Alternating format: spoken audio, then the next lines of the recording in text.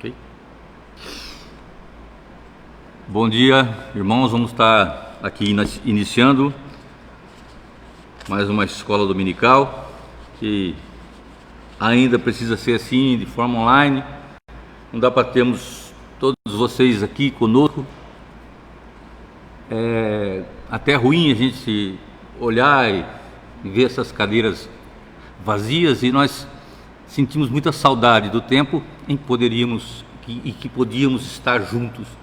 Mas eu tenho certeza e convicção de que Deus vai nos agraciar com a cura total dessa pandemia, e nós poderemos retornar, abraçar os irmãos, voltar ao nosso convívio de proximidade.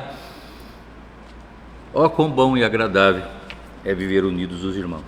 Ainda bem que isso não tira o amor, isso não tira o convívio, porque nós podemos conversar pelos WhatsApp da vida aí, pelas redes sociais, podemos falar por telefone, nós continuamos em sintonia com os irmãos, e é muito bom saber que quando os irmãos também estão com saúde.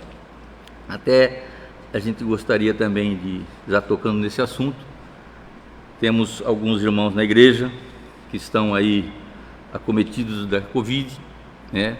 A família do Zé Roberto, por exemplo, ele andou pedindo oração, né?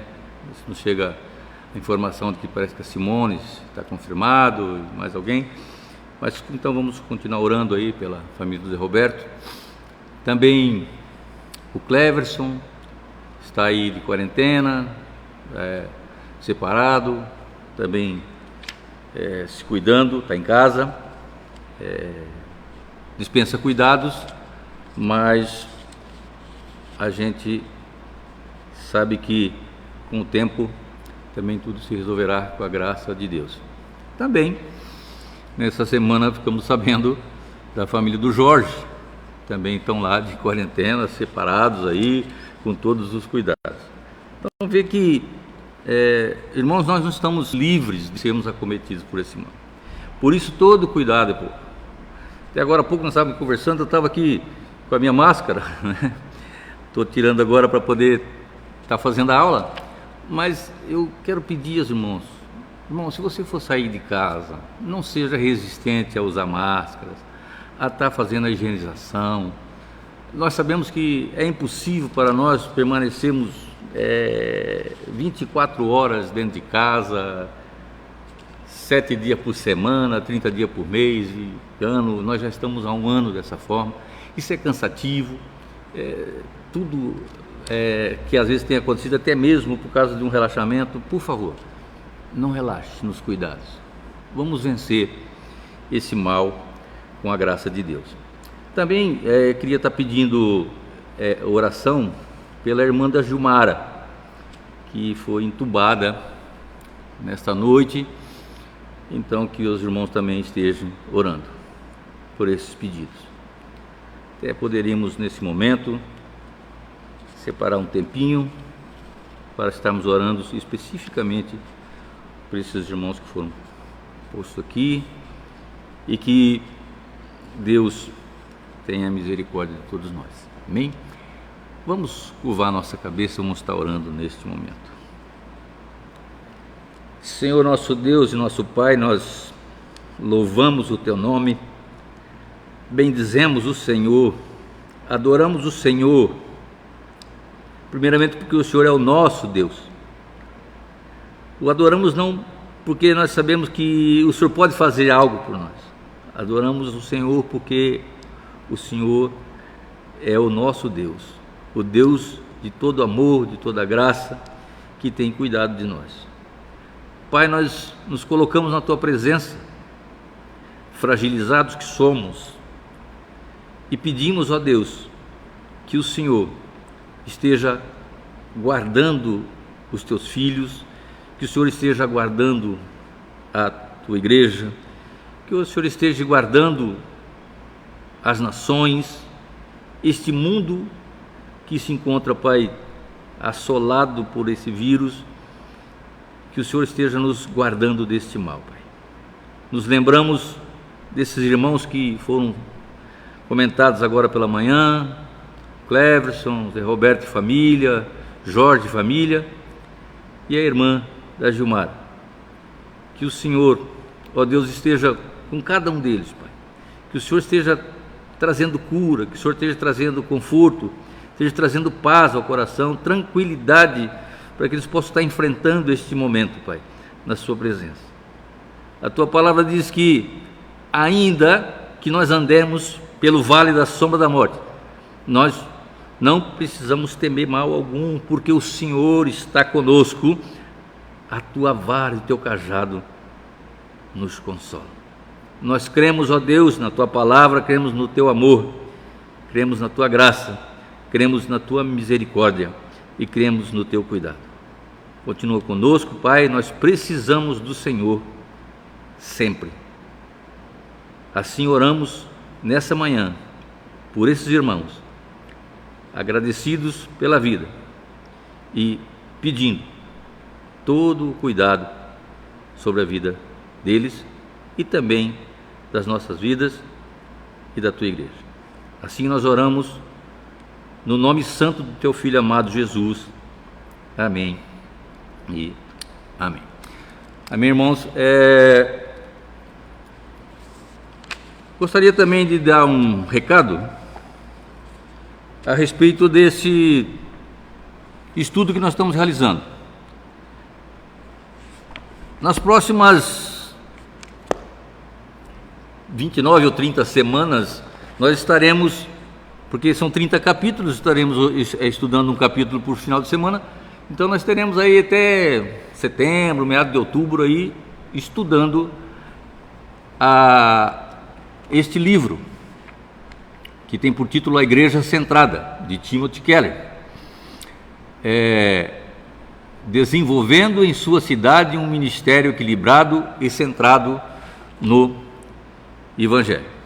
Quando a gente ouve falar em ministério, parece que isso aqui foi destinado para os pastores, né, e mestres. Não quero dizer que não seja, mas também para nós que devemos cumprir o ID. Se você ainda não adquiriu o livro, você pode adquiri-lo, A Igreja Centrada, porque ele será útil para você estar acompanhando as lições nesse período, está acompanhando os estudos neste período. E o custo desse livro, normalmente, ele é de R$106, mas se você compra aí pelo site do Amazon, ele pode ter um custo bem menor, no máximo, para estourar aí, R$60, de 55 a R$60 vai custar. Se você tem dificuldade de pedir através do site, você pode entrar em contato com o pastor, que ele pode então fazer as reservas e pedir por esse preço mais barato. É interessante se você puder adquiri-lo, né? Se você não tem costume de leitura, eu já falo até por mim mesmo, eu não sou muito acostumado a ler, mas pelo menos esse livro você vai ler em conjunto com a igreja, estudando cada capítulo. Então, você quiser adquirir o livro, você fica à vontade. Se não conseguir através do site, você pode entrar em contato então com o pastor. Amém? Acho que dados os recados, então, vamos tentar entrar no estudo dessa manhã. E nessa manhã nós vamos estar falando sobre, está falando no capítulo 2, que diz que o Evangelho não é algo simples. Eu gostaria de iniciar essa aula fortalecendo uma informação que se encontra na página 34 do livro. Quem tem um livro poderá talvez acompanhá-lo, onde diz que buscar o Evangelho que para buscar o Evangelho nós temos que passar tempo refletindo sobre a essência, sobre as verdades, sobre os próprios padrões do Evangelho. É lamentável, na história geral do pensamento e na história específica da igreja, a insistência em separar a teoria da prática. As duas andam de mãos dadas e em diálogo. Aqui, neste caso, a teologia é vista como um ministério do entendimento cristão. Entendimento cujo objetivo é a participação ajustada da igreja na história da redenção de Deus. O Evangelho não é algo simples, mas nós vamos, durante essa aula, durante esse estudo, tentar mostrar o porquê. Mas também não podemos focar que nós poderíamos ter dificuldades para falar do Evangelho, né? É um papel do cristão de passar à frente aquilo que ele tem aprendido através da palavra. Toda vez que ouço essa palavra evangelho, ou se fala de evangelizar, me vem à mente aquela ordem de Jesus antes dele subir aos céus, que nós encontramos no capítulo 28 de Mateus, nos versículos de 18 a 20, a grande comissão. Então eu gostaria de deixar com os irmãos esses versículos para a gente buscar entender que é papel nosso, da igreja, de pregar o Evangelho. O texto diz: Jesus, aproximando, falou-lhes dizendo: toda autoridade me foi dada no céu e na terra.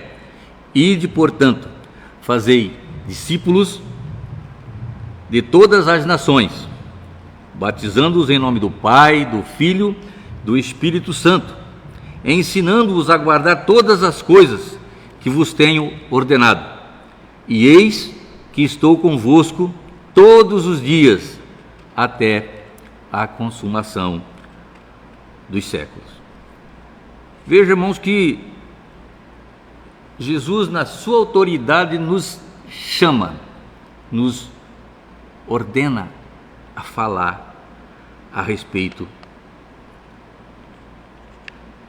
do Evangelho, de fazer discípulos. E aqui, quando fazer discípulos, é discípulos de Cristo. Toninho não vai sair fazendo discípulo do Toninho, seguir o Toninho, não. É discípulos para Cristo, para que as pessoas possam ter o conhecimento pleno e sentir o sacrifício que Cristo fez naquela cruz para a redenção, para perdão de pecados e para a salvação eterna. Cabe a nós, então, o papel de pregar a palavra de Deus. Gostaria de mais uma vez estar orando com a igreja, nos colocando na presença de Deus, para que Ele possa abrir o nosso entendimento, possa nos usar nessa manhã. Deus Todo-Poderoso, graça te damos, ó Pai, porque pudemos ter acesso à Tua palavra, porque pudemos ter acesso ao Teu céu, pudemos ter acesso àquele lugar que o Senhor já havia reservado para nós desde o início dos tempos. Deus, muito obrigado, Senhor, porque nós pudemos nos achegar a Ti. O Senhor nos permitiu nos achegarmos ao Senhor. Esteja conosco, Pai, como nos diz a Tua palavra. E eis que estou convosco até a consumação dos séculos. Continua sempre conosco, pois nós precisamos do Senhor. Fala agora conosco, através desse estudo, molda os nossos corações, usa-me como instrumento nas suas mãos. Que assim seja, pelo amor do teu Filho Jesus. Amém e amém. Muito bem, nesse estudo de hoje, o autor, ele traz para nós 3 informações importantes. É que a Bíblia não oferece um esboço padrão do Evangelho. A outra informação é que o Evangelho precisa ser conectado com o enredo e com os temas da Bíblia. Dentro desse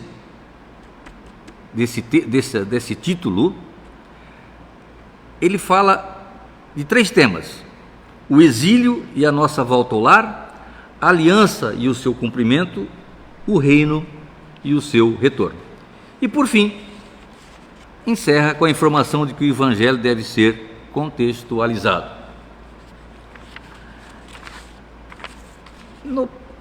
Na primeira abordagem, onde ele diz que a Bíblia não oferece um esboço padrão do Evangelho,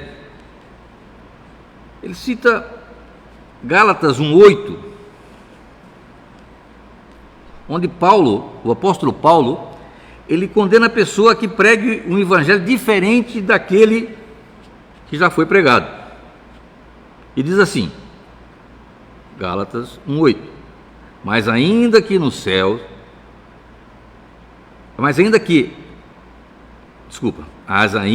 nós, ou mesmo um anjo vindo do céu, vos pregue evangelho que vá além do que vos temos pregado, seja anátema.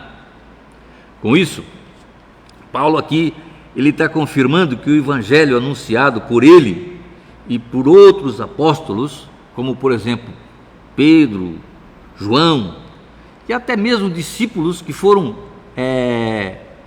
orientados por eles, que receberam deles a palavra, foram ensinados, trata-se de um evangelho genuíno, e é nesse evangelho, que nós devemos crer.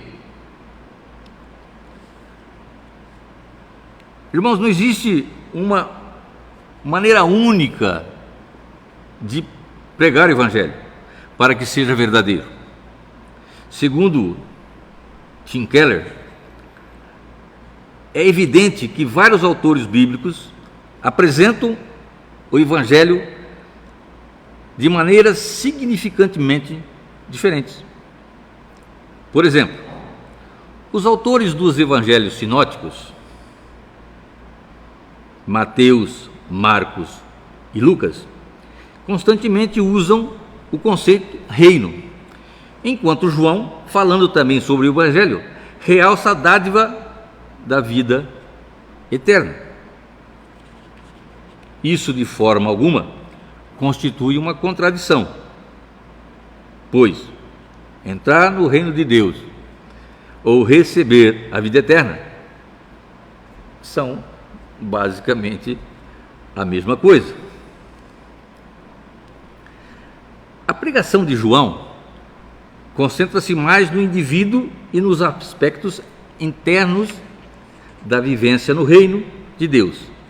Já os autores sinóticos, ao falar do reino, ressaltam o aspecto externo e coletivo. Dessa forma, então, vemos que os autores dos evangelhos buscam revelar tanto as dimensões individuais quanto as coletivas da nossa salvação em Cristo Jesus. Quando nós desviamos então o nosso olhar para as cartas paulinas, nós descobrimos uma outra maneira de pregação. Não se trata do evangelho diferente, onde não seja enfatizado o reino e a vida eterna. Até porque o próprio Paulo diz que se for pregado um outro evangelho que não seja esse que está pregado, seja anátema. Então Paulo não está aí vai pregar o evangelho diferente. Porém, o apóstolo Paulo se concentra mais na justificação. Ou seja, Jesus, para nos tornar justos, passa pela punição da lei. A punição que era nossa, que era para nós.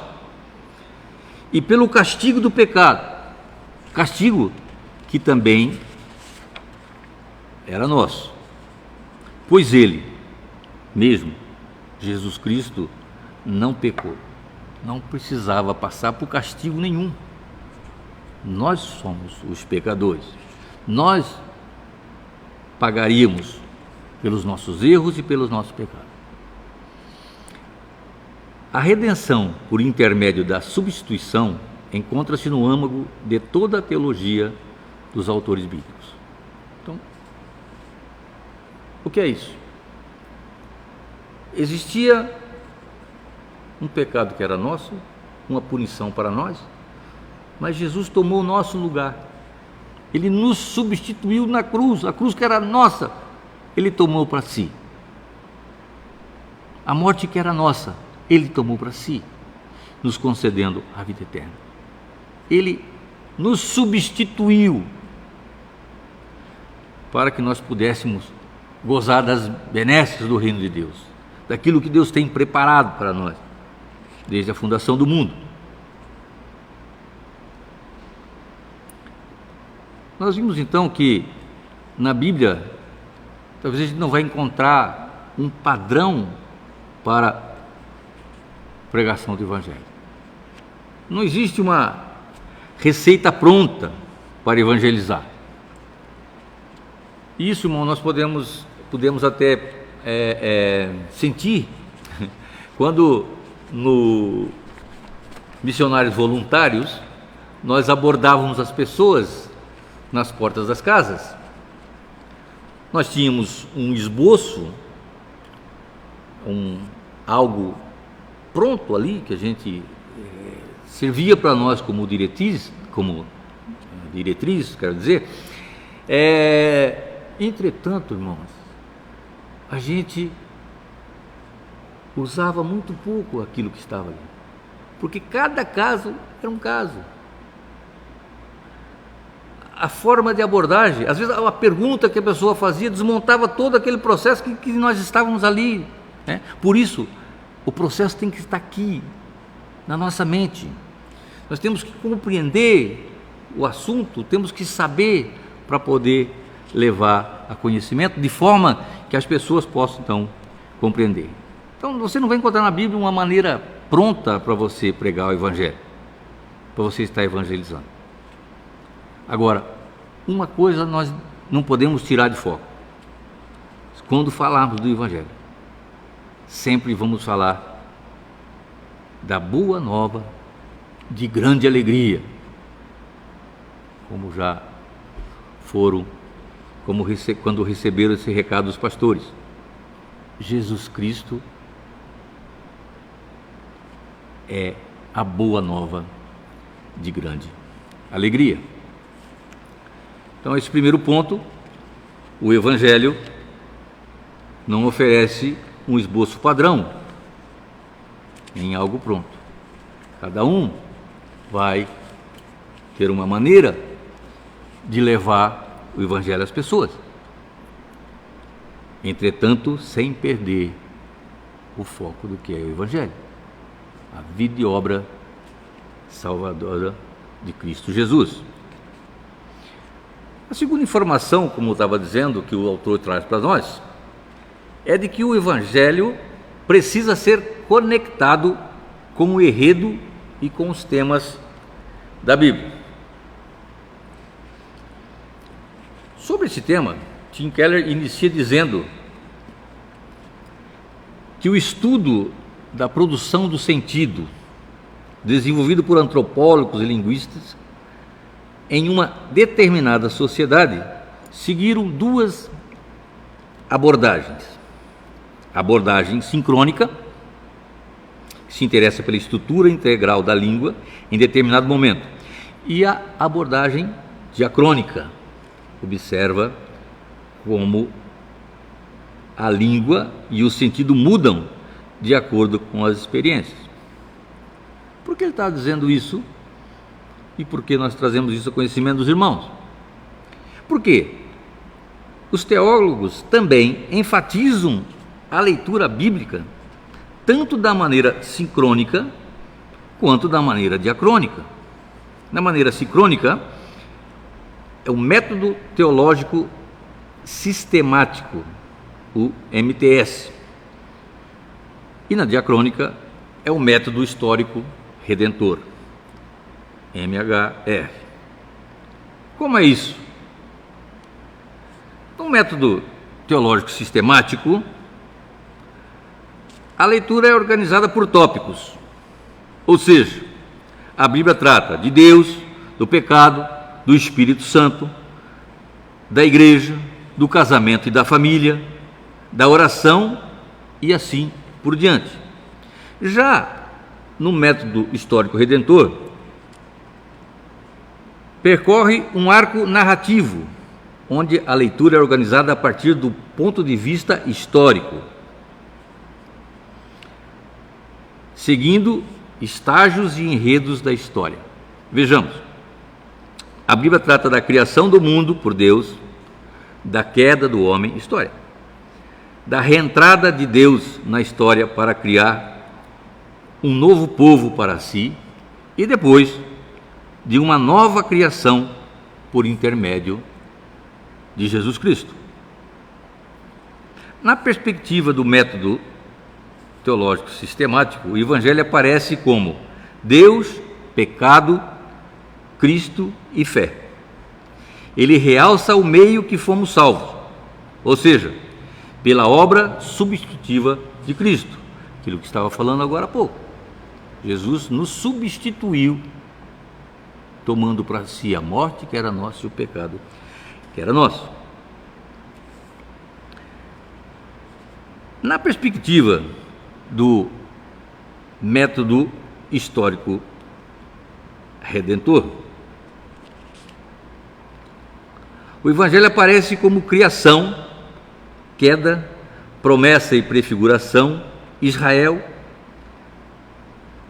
redenção por meio de Cristo e restauração. Ele realça o propósito da salvação, ou seja, uma criação renovada, nova vida, nova criatura. É interessante que esses dois métodos não se contradigam, mas que caminhem juntos, para que não seja produzido um cristianismo racionalista e individualista, ou um cristianismo que ama a narrativa e a comunidade, mas evita as distinções evidentes entre graça e lei e entre verdade e heresia.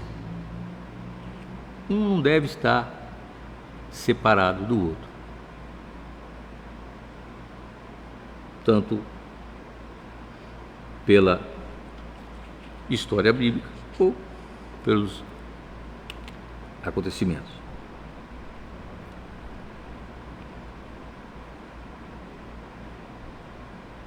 Uma outra abordagem que utiliza tanto a narrativa histórica quanto os temas bíblicos é a leitura pela lente dos temas intercanônicos.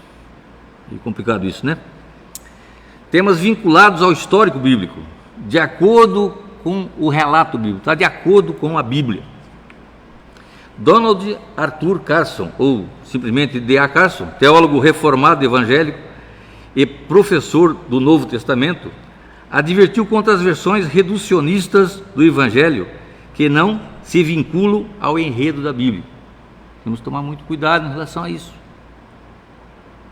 A pregação não pode fugir daquilo que diz a palavra. Não é aquilo que está somente do meu coração ou da maneira como eu imagino que seja.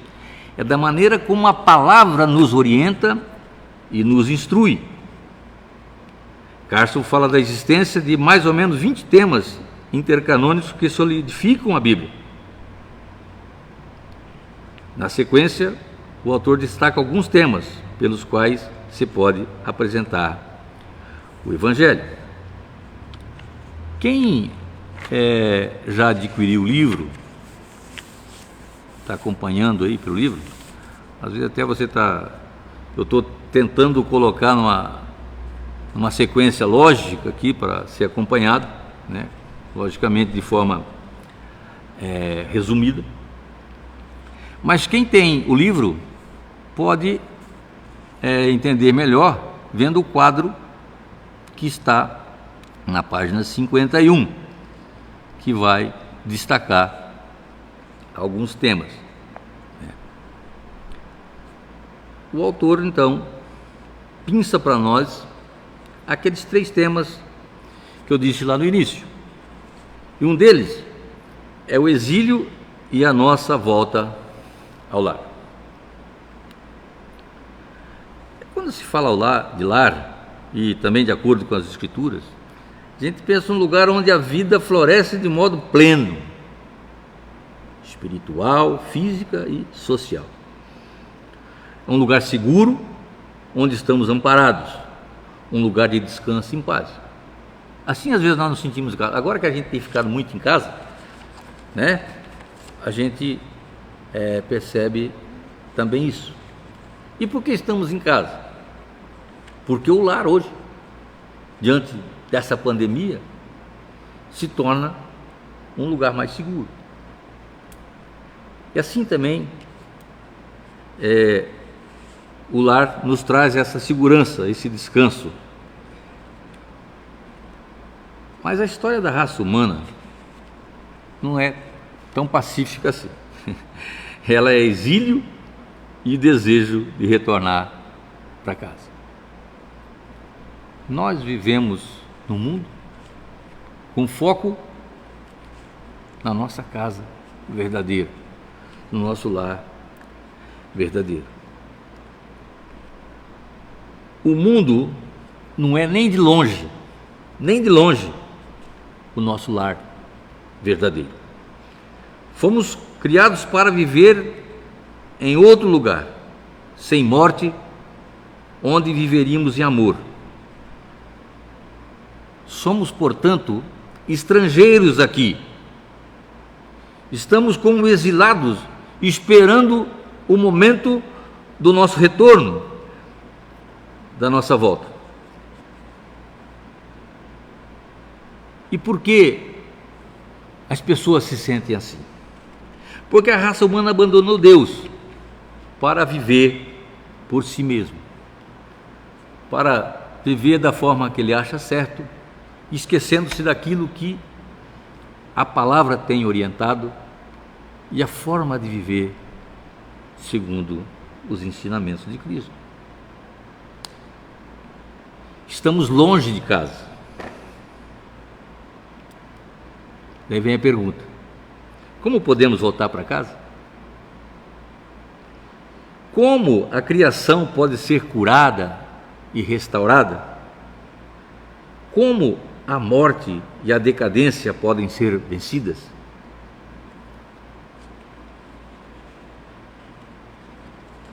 A resposta para estas perguntas está no Evangelho. Porque Jesus deixou o seu verdadeiro lar, o nosso lar também, e vem até nós. Ele vagueia aqui neste mundo, toma o nosso lugar, experimenta o exílio, é crucificado e morto. Mas quando ressurge, ele destrói o poder da morte e se torna deleite vivo dos novos céus e da nova terra, que serão o nosso lar verdadeiro. Jesus faz isso. As coisas podem mudar, pode acontecer de vencer a morte e a decadência, e podemos voltar para casa. Por quê? Porque Jesus, ele, mais uma vez eu falo, assume o nosso lugar, morre por nós, ressuscita por nós, vence a morte e nos entrega verdadeiramente, nos devolve verdadeiramente o lar que havíamos perdido no pecado do Éden lá pelos nossos pais. Gênesis 3. Porque aprove a Deus que nele residisse toda a plenitude, e que, havendo feito a paz pelo sangue da sua cruz, por meio dele reconciliasse consigo mesmo todas as coisas, quer sobre a terra, quer nos céus. E a vós outros também, que outrora éreis estranhos e inimigos no entendimento pelas vossas obras malignas, agora, porém, vos reconciliou no corpo da sua carne, mediante a sua morte, para apresentar-vos perante ele santos, inculpáveis e irrepreensíveis. Se é que permaneceis na fé, alicerçados e firmes, não vos deixando afastar da esperança do evangelho que ouviste e que foi pregado a toda criatura debaixo do céu, e do qual eu, Paulo, me tornei ministro. Colossenses 1, 19 a 23. Deus então usa o seu Filho para que nós pudéssemos retornar ao nosso lar verdadeiro. Outro tema levantado pelo autor é a aliança e o seu cumprimento. Irmãos, uma aliança é uma união absoluta e verdadeiramente o Senhor cumpre a sua parte, as suas promessas e a sua palavra nessa aliança. Quando o Senhor faz a aliança conosco, Ele se torna o nosso Deus e nós o seu povo. Aliança é isso. Ele faz uma aliança nos conduzindo a Ele para ser o nosso Deus. E dessa forma, pela vontade dEle, nós passamos a fazer parte do seu povo. E em troca, o que Deus nos pede é que sejamos também fiéis. Aí é que está o problema. Porque nós somos infiéis. Nós não cumprimos a nossa parte na história, não seguimos a nossa palavra, não cumprimos a nossa palavra.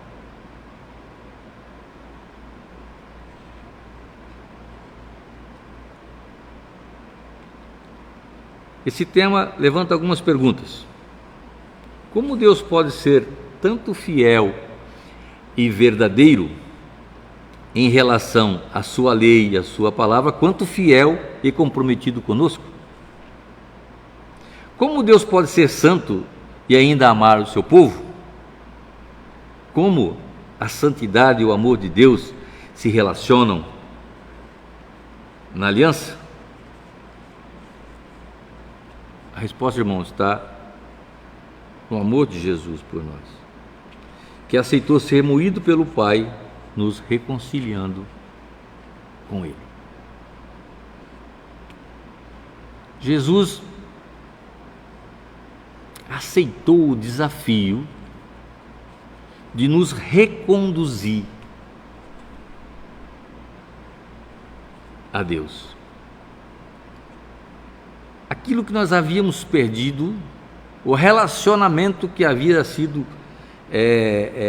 manchado, Jesus, Ele trata de reconciliar-nos com o Pai, para poder ter vida plena.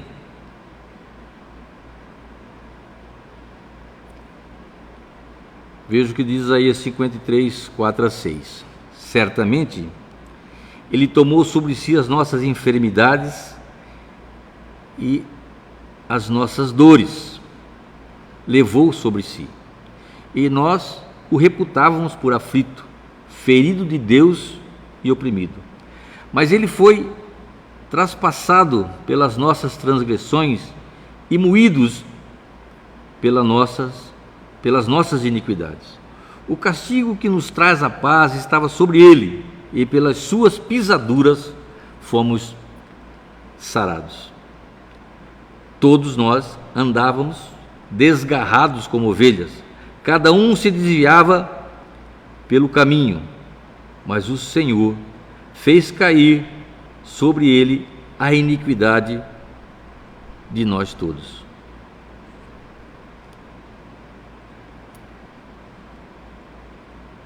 Deus utiliza a vida do filho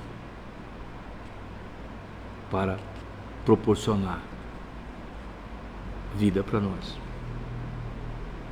Essa aliança que Deus faz,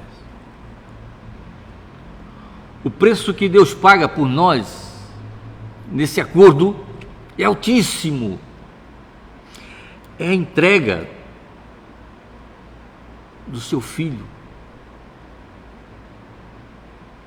é a troca de Jesus por nós. E passamos então tendo a oportunidade de chamar Deus de Pai, de sermos filhos escolhidos por Ele. Jesus, como vendo, logicamente que Deus vai ressuscitar o seu filho Jesus. Mas nesse momento, quando Jesus tem que passar pelo sacrifício da salvação, Ele é preterido e nós os escolhidos. Olha a importância disso. Como nós não vamos amar e adorar esse Deus com toda a força do nosso coração. Jesus cumpre também a promessa da aliança de Gênesis 3,15, quando Deus fala ali a serpente: porém inimizade entre ti e a mulher, entre a tua descendência e o seu descendente. Que fala o seu descendente, não os descendentes da mulher, porque isso aí incluído todos nós, mas fala o quê? O seu descendente, Jesus Cristo. Este te ferirá a cabeça, e tu lhe ferirás o calcanhar. Deus é fiel, ama o seu povo pela obra salvadora de Jesus, que nos salvou das nossas transgressões da lei. Será que podemos então dizer que as bênçãos da aliança de Deus são condicionais ou são incondicionais? Segundo o autor, a resposta é afirmativa para as duas situações, pois Jesus, como servo obediente e fiel da aliança, cumpriu perfeitamente as condições da aliança. De forma condicional, houve uma condição, por meio da sua vida e do seu sofrimento em nosso lugar. Mas também se permitiu a si mesmo nos amar de maneira incondicional. Esse amor incondicional de Cristo que nos resgata do pecado e nos conduz de volta a Deus e sela com Deus a aliança com o seu povo. O amor incondicional de Cristo fez com que Ele aceitasse esse desafio de nos reconduzir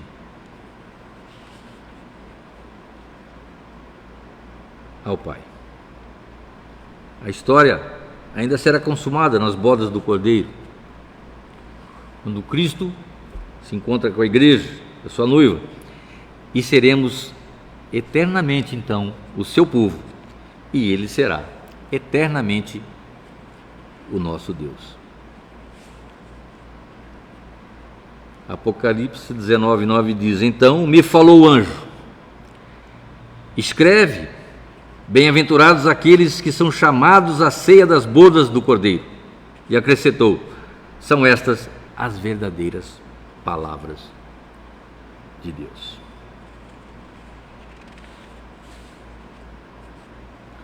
O terceiro tema abordado pelo nosso autor é o reino e o seu retorno. O primeiro tema que falamos sobre o retorno ao lar, o exílio, o retorno ao lar, ele mostra a nossa necessidade do restaurador do mundo. Essa necessidade que temos do restaurador do mundo. No tema, fala sobre a aliança, Deus e a aliança conosco, mostra então a nossa necessidade de ser salvos das nossas transgressões. Nós pecamos, erramos, e Deus então, cria-se então essa necessidade de sermos salvos, de alguém que venha nos salvar das transgressões da lei. Agora o tema reino vai nos mostrar a necessidade de um libertador da escravidão. Romanos 1,25 diz: pois eles mudaram a verdade de Deus em mentira, adorando e servindo a criatura em lugar do Criador, o qual é bendito eternamente. Amém.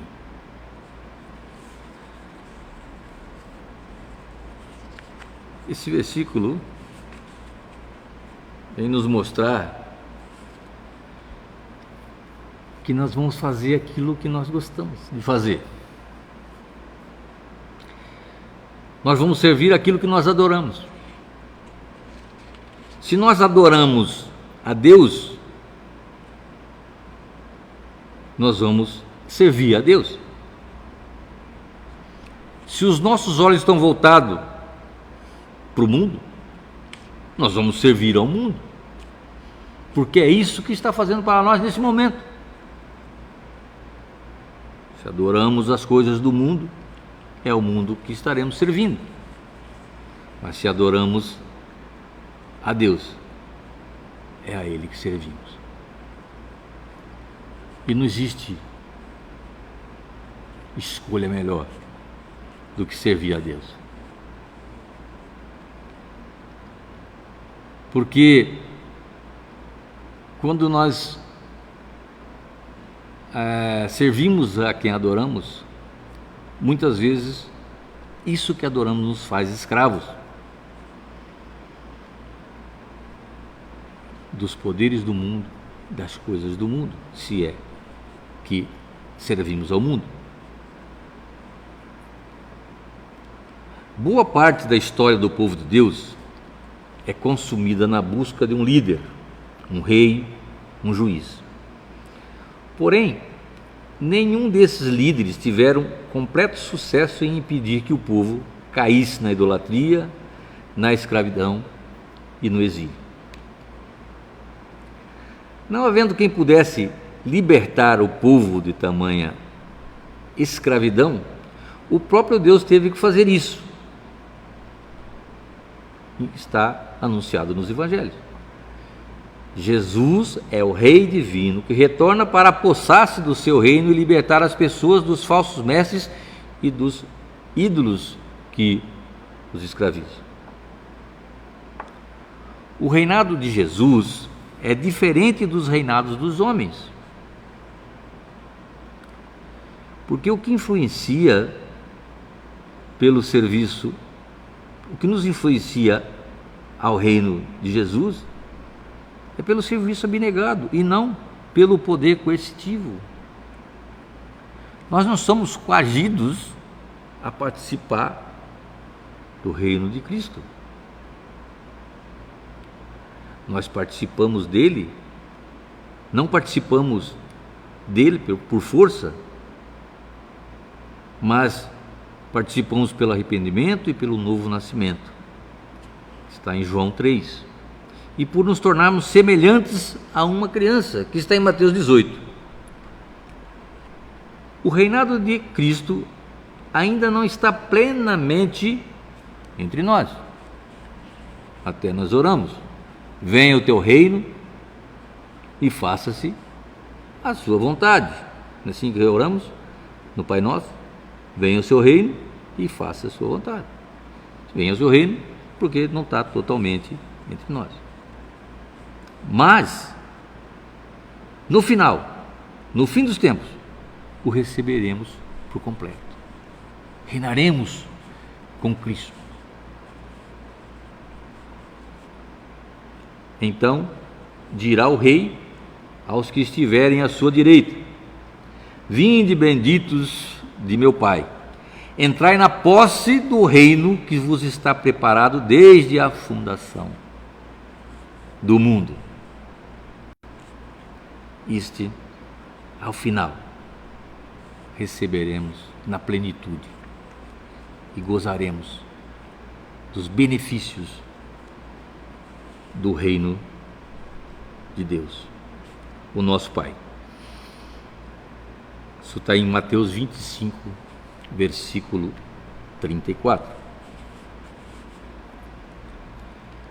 Cada um desses temas, irmãos, enfatizou um aspecto da história da Bíblia e podemos ver que não existe contradição, mas somente uma harmonia entre as diferentes maneiras de comunicar o Evangelho. E aqui também gostaria de fazer uma pausa. Temos que ter muito cuidado em termos de comunicação. Já disse no início, precisamos compreender para comunicar. Quando nós temos total domínio de determinada situação, nós falamos com a maior tranquilidade, porque isso está em nós. A nossa comunicação deve ser clara e aberta, de forma que as pessoas possam compreender, e que aquilo que as pessoas compram de nós ou recebem de nós, eles também possam falar com a mesma autoridade e com a mesma clareza, para que os outros possam assim compreender. Não pode haver obscuridade em termos de pregação da palavra.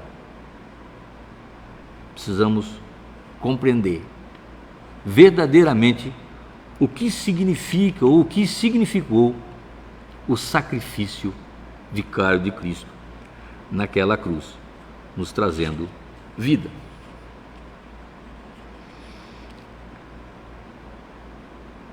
O enredo bíblico nos revela pelo menos 4 coisas. O primeiro é que Deus é o que Deus quer para nós, idealiza para nós, o que Ele deseja para nós. Nos criou com esse objetivo, está na criação. O que nos aconteceu e o que deu de errado com o mundo quando passamos pela queda. O que Deus fez por meio de Jesus Cristo para endireitar as coisas, então, é a redenção. E, em consequência de tudo isso, qual será o fim da história? Restauração completa, onde seremos obedientes a Deus e participaremos com Ele na vida que está preparada para nós. Eu gostaria de ler aqui no rodapé da folha, da página 53, quem está aí com o seu livro, alguns temas relacionados com o reino. É interessante que diz que amar a Deus sobre todas as coisas é a única forma de amar qualquer outra coisa de verdade e de nos tornarmos quem de fato somos. Somos livres de verdade. Servir a Deus acima de todas as coisas é o único caminho para a liberdade. Servir a Deus acima de todas as coisas é o nosso caminho para a liberdade. E a submissão à palavra de Deus é o caminho para a sabedoria. Se queremos ser sábios, devemos estar submissos à palavra e à vontade do Pai para as nossas vidas. Amém? Vamos então trazer a terceira e última informação que o autor nos traz neste capítulo, ainda ligado ao título sobre que o Evangelho não é algo simples. A terceira informação é que o Evangelho deve ser contextualizado. O Evangelho não é algo simples. Sabemos disso por quê? Porque que sabemos que não é simples? Porque a forma em que é expresso por meio de temas bíblicos, é inesgotavelmente profundo e rico. É muita coisa. Não é tão simples você colocar todas as coisas no patamar de tornar simplificado. Não é simples por isso. Mas também não existe nada de assustador que você não possa fazer. Sabemos também disso porque o Evangelho não é algo simples. Porque a humanidade, tanto na sua criação perfeita quanto a sua natureza decaída, é igualmente complexa e variada. Não é fácil falar às pessoas de diferentes pensamentos. Existe uma complexidade nisso. Existe uma variação de pessoa para pessoa. Cada um tem um tipo de comportamento.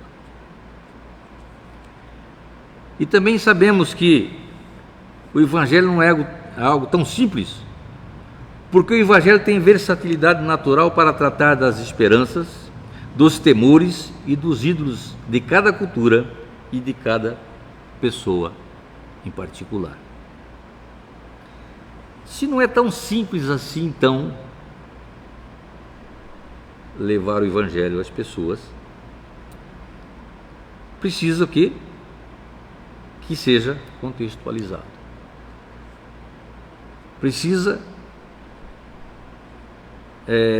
Existe a necessidade da contextualização, ou seja, tratar o assunto considerando o contexto local, a situação, cultura, as circunstâncias, o costume, língua e por aí afora.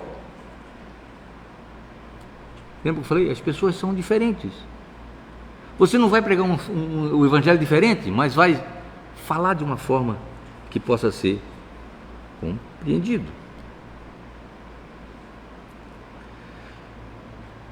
É nosso papel procurar tornar a nossa exposição de fácil compreensão para aquele que está nos ouvindo. Tim Keller cita como exemplo o apóstolo Paulo, em 1 Coríntios 1, 22 a 25, quando falou aos gregos e aos judeus. Os judeus queriam sinais, já os gregos buscavam sabedoria. Por isso ele apresentou aos gregos a salvação por meio de Cristo como a verdadeira sabedoria. E aos judeus ele fala das realizações, para depois apresentar o Evangelho com poder verdadeiro. Lucas, no livro de Atos, oferece 3 resumos da pregação de Paulo. Em Atos 13, fala a judeus e a gentios temente a Deus. Em Atos 14, fala a pagãos e a incultos. Em Atos 17, a mensagem é levada a pagãos, filósofos e instruídos. 3 situações diferentes. 3 plateia diferente, pessoas diferentes, cultura diferente.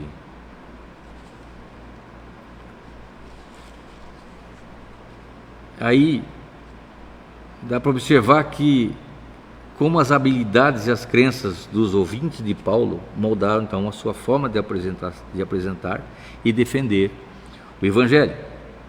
A mensagem é a mesma, porém adequada a diferentes culturas dos seus ouvintes. Temos que estar atentos a isso.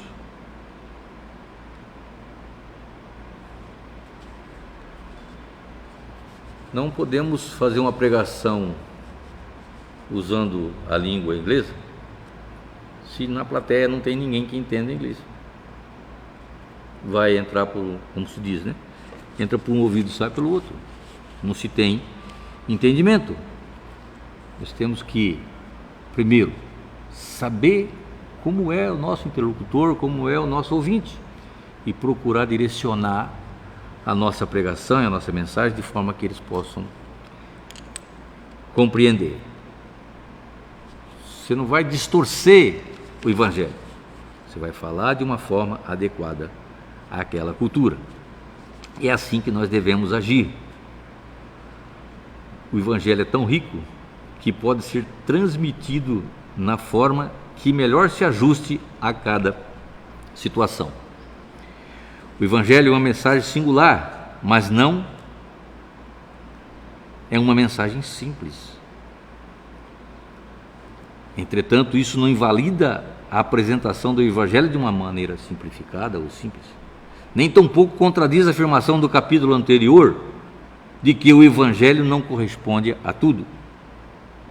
É importante ressaltar que, independentemente da forma de apresentação do Evangelho, ele sempre é e sempre será boas novas. Sempre será o anúncio daquilo que Deus fez e aquilo que Deus continua fazendo ainda. Vamos orar. Senhor nosso Deus, Pai querido, chegamos ao final desse estudo, Pai, que nós possamos direcionar os nossos olhos a isso, a nossa mente, Pai, de forma que nós possamos, ó Deus, alcançar vidas para Cristo, de forma que nós não retenhamos para nós mesmos aquilo que nós aprendemos através da Tua Palavra, aquilo que o Senhor, pela Tua vontade, nos ensina, mas que nós possamos, ó Deus, de maneira simples, de uma maneira facilitada, levar esse conhecimento que temos para aqueles que não conhecem nada do Senhor e do sacrifício do Teu Filho. Muito obrigado, Pai, por essa manhã, por esses momentos na nossa vida, Pai. Continua conosco, queremos ouvir a Tua voz, entender o desejo do Senhor para as nossas vidas e viver segundo e debaixo da Tua vontade. Continua conosco, precisamos do Senhor. E assim oramos, agradecidos que somos, na pessoa do Teu Filho amado Jesus Cristo. Amém e amém.